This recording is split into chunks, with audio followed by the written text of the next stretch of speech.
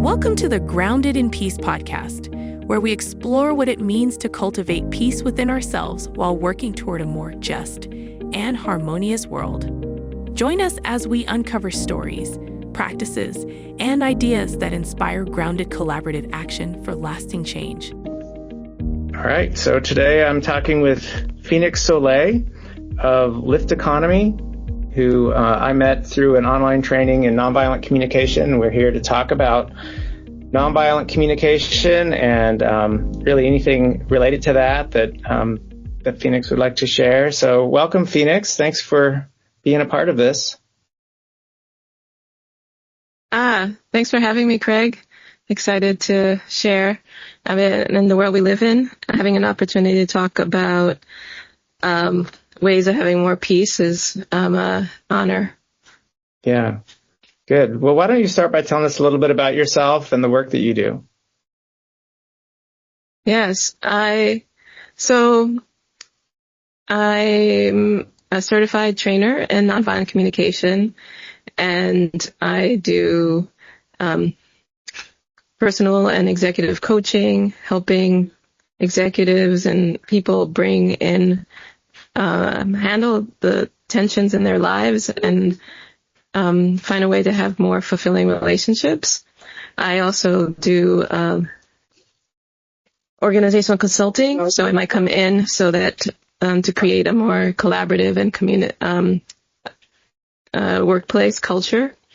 I also do mediations, helping people work through difficulties. I've done that also in workplaces.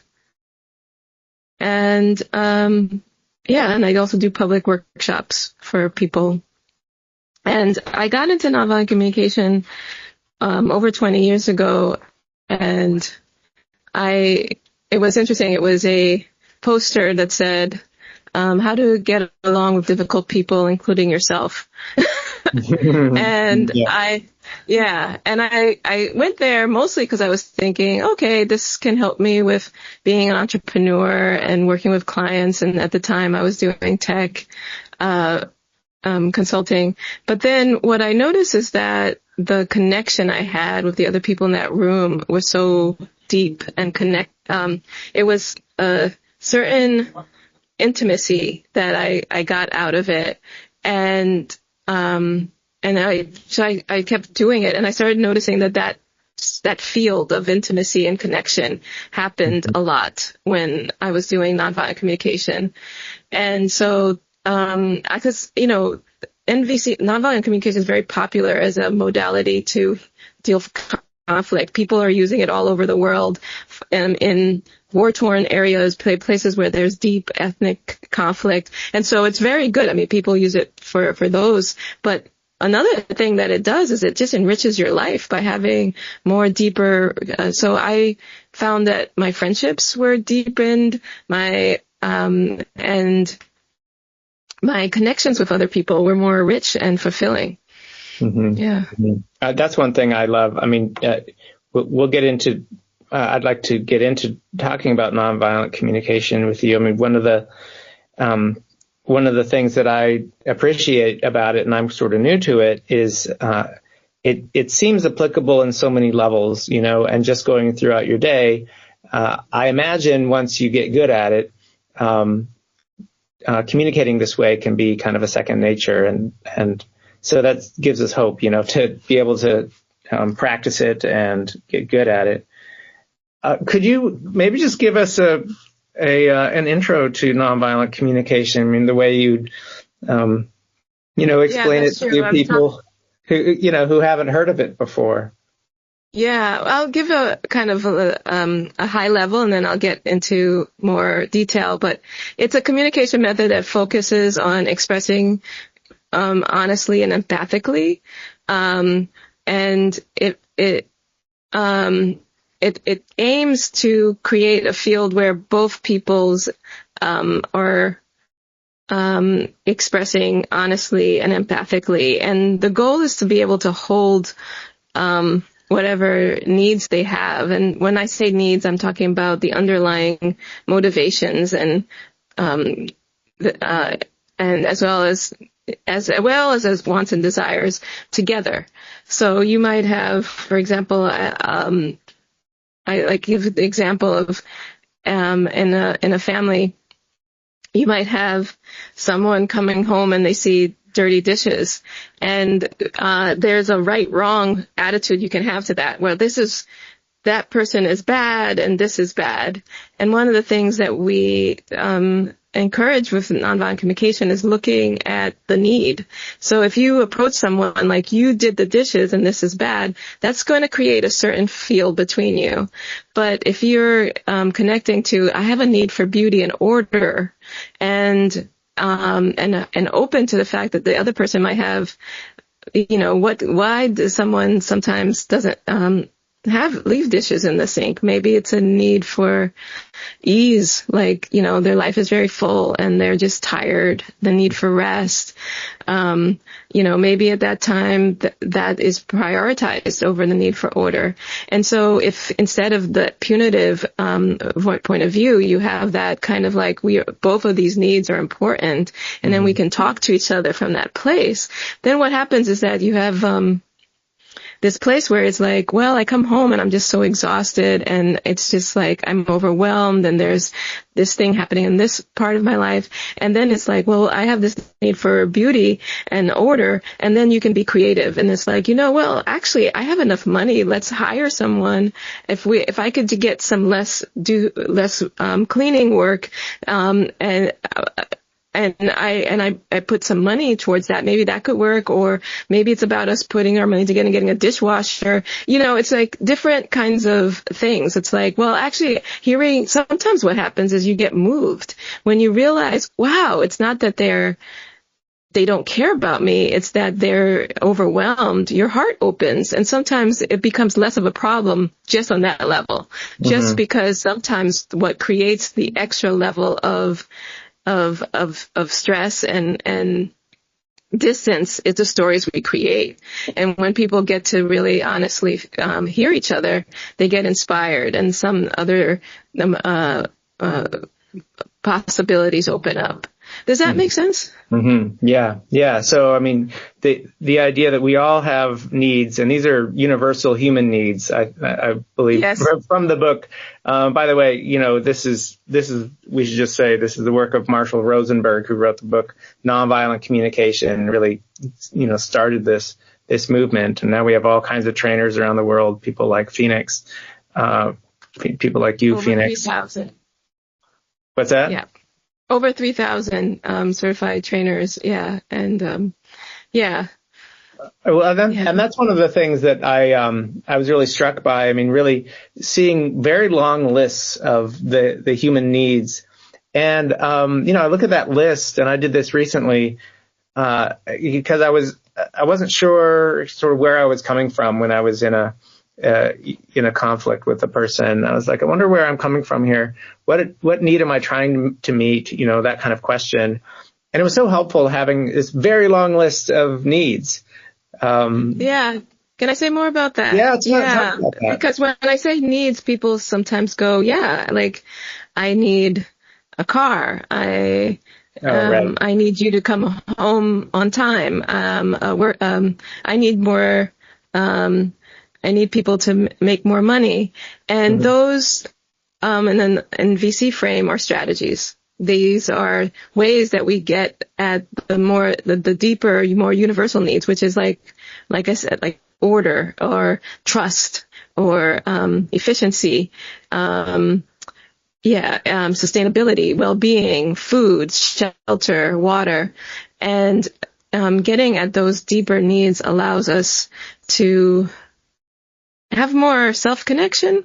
It also helps us be more open to creative problem solving, because, you're in the middle of like an HR person in an organization. It's like, I want us to put more, to put the more budget money into hiring staff. And then someone in sales says, I think we need to do more marketing.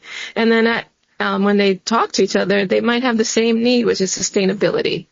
So those are the strategies. But then when they're like, oh, you're wanting more sustainability and you're looking at having capacity and I'm looking at growth.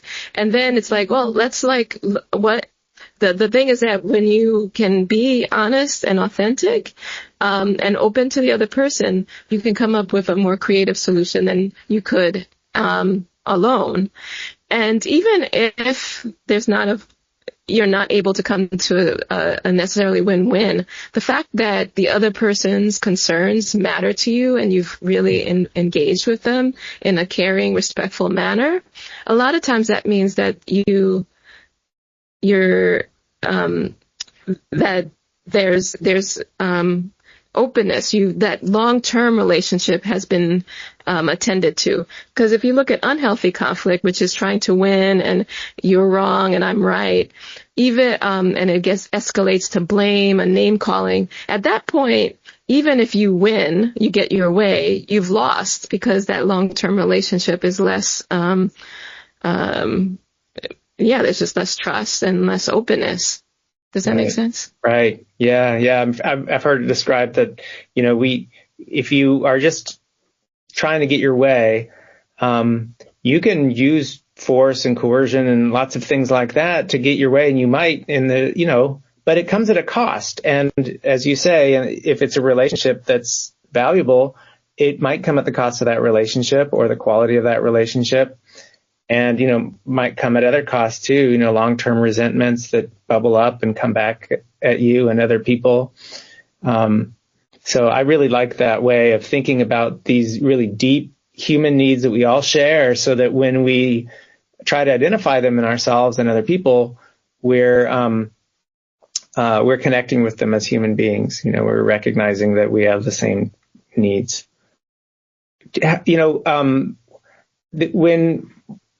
So I was thinking about nonviolent communication, and I'm part of the Ashland Center for Nonviolence. Why do you think Marshall Rosenberg called it nonviolent? Why nonviolent? Yes, because it comes from the word ahimsa in Sanskrit, that means nonviolence in the heart, meaning that even on the thought level. And this goes at the heart to me of what gets at nonviolent communication, because I can give you a lot of techniques, but and words to say and forms to say, and they can be useful, but it's that sense of care that you have for the other person in the conflict, because that's where you want to hold their needs with care as well as your own, where you care about not being punitive, where you and what I say in VC is a way of inviting the best of ourselves and the other person. And this is where you get into the what helps you get into that sincere place. And that's why when I said earlier, when the poster said getting along with difficult people, including yourself, a lot of times it's the work I do internally that allows me to show up with that kind of openness, because someone's done something and my anger might be at a 10 because it triggers something. And usually these things, it's like what happened triggers something that's old. And so you're just like, this is a pattern and people are like this. And then to be able to understand the emotions and get at the need that's important to me and be open to the need that is going on for them is half of if you can do that, that's huge. And you've just right there created nonviolence in your heart. Even if nothing else happens with the other person, in that moment, there's peace inside of you instead of hatred and punitive. And I say people, sometimes it might not be a good idea to engage. Unfortunately, we have a world where there's people who have been very traumatized. You might not be able to invite the best of themselves. But even if you never see them again, by me spending that time, working on. And this is not repression. That's another thing. It's not me saying, that didn't matter what they did, but me understanding the need behind it. Because the thing about it is all of the needs are positive. Like I might feel, let's say, hate because I'm so angry about really the need for trust. Like maybe I feel like they disappointed me, they've hurt me, and they've broken some agreement I had with them. And so then there's a lot of pain and grief, and I'm with that, and then I'm looking at the need for trust, and then what can happen is that I can connect to the beauty of that need, and what happens is that it can be a transformation where I have more care for that need and that vulnerability, and that reduces the rage from like a 10 to a 5 or a 4. And so that's the nonviolence in the heart, where I no longer have as much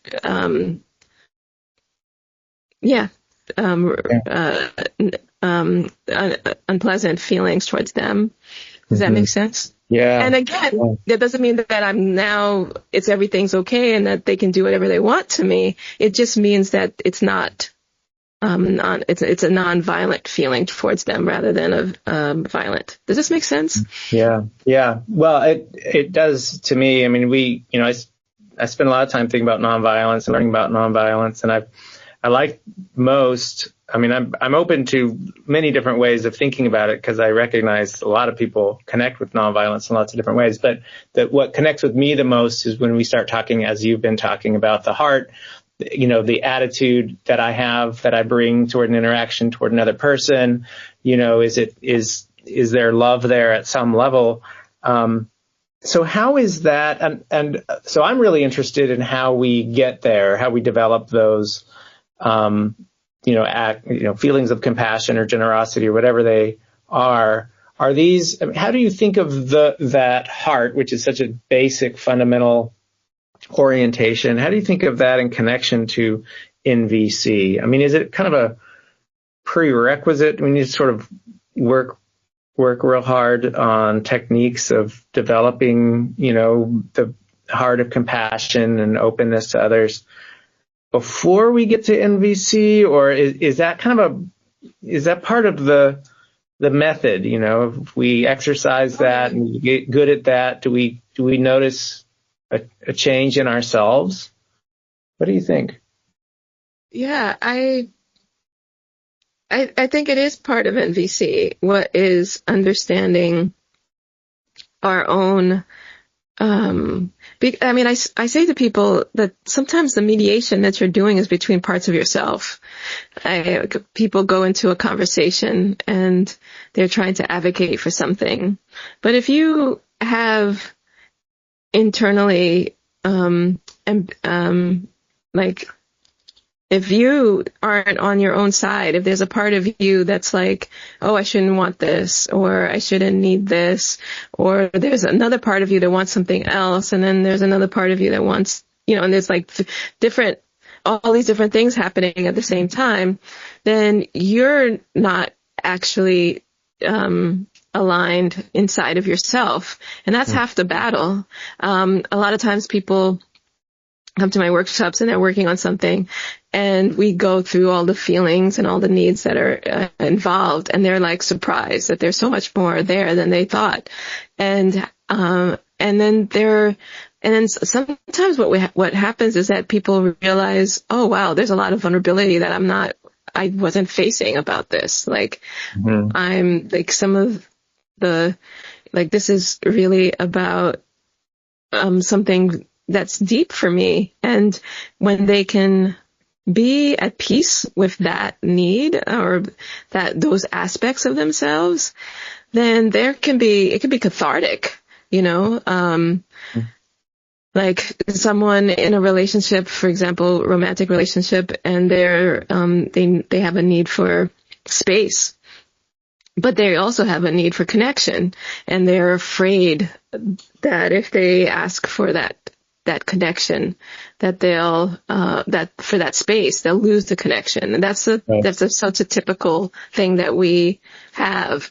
And so just getting okay inside with these multiple, these things that feel contradictory, and, having a sense of comfort with them, and appreciating them, that's already a huge step, because that's going to be what's going to help you navigate that conversation with someone else. You know, like if they have a problem with your need for space and you have a problem with your need for space, it's going to be a more complicated conversation. Right. Oh yeah. Yeah. And and sometimes what happens is that people think they have to be kind of aggressive. Like, okay, if I need something, like I'm a boss and I need my direct report to be able to come to work, to be more efficient. And then there's already this sense of like, I'm against them, you know? And one of the things that I love about nonviolent communication is that I can say the truth, and it doesn't have to be against. There doesn't have to be a war. And sometimes what I'm doing is offering people words like, hey, like you can say to someone, like, you know, I really care about you taking the time that you need to do the work. And I see that sometimes it takes you an hour to do something, like, you know, write up the invoices and things like that. And I so deeply want you to have all the space you want. And I'm holding that we need to be sustainable as an organization. And if we're spending that much time on that, where there's things that we need that are, we won't have time to do these other things that we need to keep this organization sustainable. And you're inviting that person into this dialogue about how can we meet this? How can we work together? Yeah. And that's such a different way of looking into a conversation, rather than you need to do that. You know what I mean? Yeah.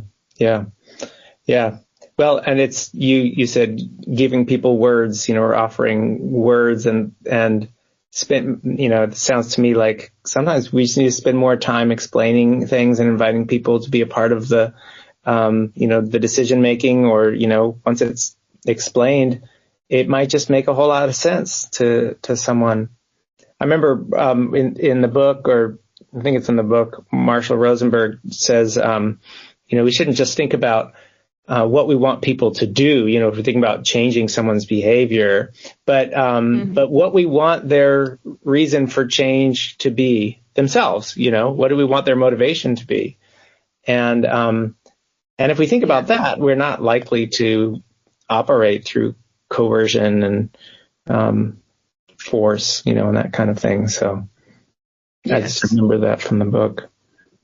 You know, that's very true. Yeah. You say you've been. Can I talk about the concept that's important to this?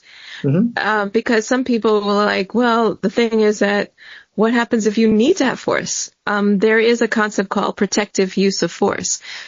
For example, you're using the least amount of force to keep something safe. For example, a child runs out into the road. I'm going to run out and hold them and bring them away from danger. But where it becomes punitive is if afterwards I'm yelling and screaming at the child. You know, this is where and you know, if you're in an unhealthy dynamic, it might be that protective use of force is that I cut out. I leave the interaction. But then the punitive part would be where I'm, you know, insulting them, yelling at them, screaming, you know, and it's like figuring out what's the least amount of force that I can use in a situation so that, I'm protecting myself, you know, and protecting other people. And so I want to bring that up because I think that's helped me with navigating the world, because it's a complicated world. While I want to always it would be ideal if I could always work things out with people and we could find a strategy that meets all our needs. That's not always possible. Right. Yeah. Right. Yeah, sure. Because some of one of those needs is safety, and that's I get that. Yeah. You're going to have to respond in some ways to keep someone safe or to keep yourself safe sometimes. Yeah. Can you say more about you talked about, was it 3,000 trained NVC? Over 3,000. I'm not sure what the number is. It might be 4,000 by now, but it was at least last year, over 3,000. Do you have a sense of how this, I don't know, movement, I don't know what to call it, but methodology, has it changed since? I know Marshall Rosenberg developed this in the 1960s and 70s. I can't remember when he wrote the book. I think it was later than that. But, I mean, as there been more and more people trained in it, have you noticed, is there anything to say about, like, has it changed, or has it been, I don't know, are there sort of updates to it that we should know about, or, like, what is it, has it kind of taken on something new as a result of being so big and global? Yeah, I mean, there's different trainers, and and people focus on different aspects of it. Like, for example, when I got into nonviolent communication, I got to do Robert Gonzalez's work. He's passed away, but he does a lot of stuff about the spirituality and the beauty of the needs work. And I bring that into a lot of my coaching, that, this part, and this, where, and I've touched on it earlier, but it's about where I can get to the place where my self-connection is so strong, and my sense of, and that the thing that I want, I may still want it, but it almost, I'm nurtured by the beauty of what I want. And it's almost like I reached this, it's close to the Buddhist non-attachment space, where I have a lot of self-connection. And then there's other people who've worked really hard on different ways about doing mediations. Like, I feel like this is one of the work that I've done a lot, is how to get two people to hear each other. And there's many modalities of different ways of helping two people connect. And across differences. And then, there's people who've also done stuff around the self-connection around movement and body. Like, I've incorporated a lot of work around body sensations and understanding how to move emotions, because a lot of times it's like we have intense emotions, we've gone through a lot, and that's part of what helps us be able to get to a deeper self-connection with the work. There are people who are using it right now with some of the issues, some of the situations in Gaza, and I mean, like, all over the world, different, and then, there's work on collaborative decision making. How do you get a group of people to decide on something? So, Mickey Cashton has done work on that. And then there's Roxy Manning, who's done work on, bringing structural understandings into nonviolent communication. Like, what are some ways of talking about systemic and historical inequity? Yeah. Good. Yeah, I'm aware of some of that, and I've written down some of these names I want to follow up on. I think we have just a couple more minutes. Why don't you, what work do you have coming up, and what are some of the things, can you give us some more detail about the kind of work that you do? And I'll put any relevant links in the notes for the podcast. Sure. I'll also put in, like, the feelings and needs link, because that's useful for people who want to look at the feelings and needs list. And so I'm part of a impact consulting firm. We work with businesses who want to have a positive change in the world. So it's Lift Economy. Lift it up, I'd like to say. And I have some public workshops, that people can still join. So the public workshops are open to anyone, and then you can go to Lift Economy / Growing Strong Teams and Cultures. Let me see. I'll put that link. And then there's also my personal website, phoenixsoleil.com. And then you could join my mailing list where I send usually it's about once a month, some tips and some ways that I bringing nonviolence into life, into personal life, into workplaces.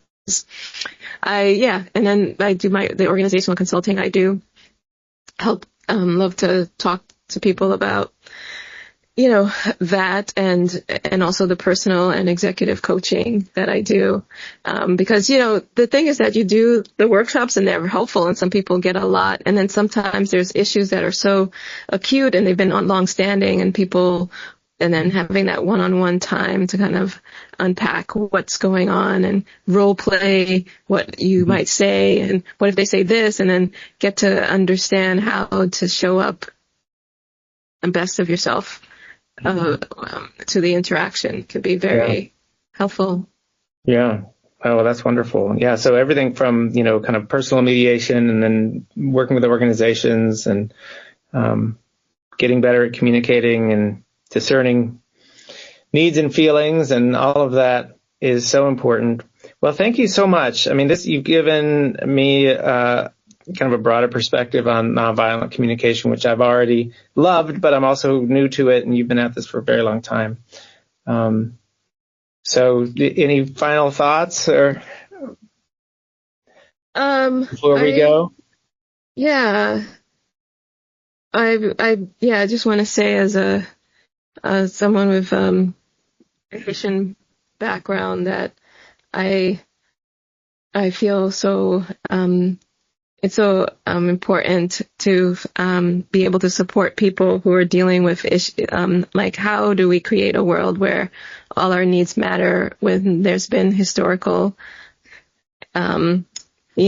violence in the world. And so I've been deepening a lot into the restorative practices and that stuff is very exciting to me. And so I know that sometimes people feel like the world is so full of really painful things. And we've touched on some of the ways that NVC can help, but that people keep exploring NVC and keep looking for those answers, because there are answers that are not in the mainstream media that are life-changing. Wow, that's awesome. Yes. Thank you.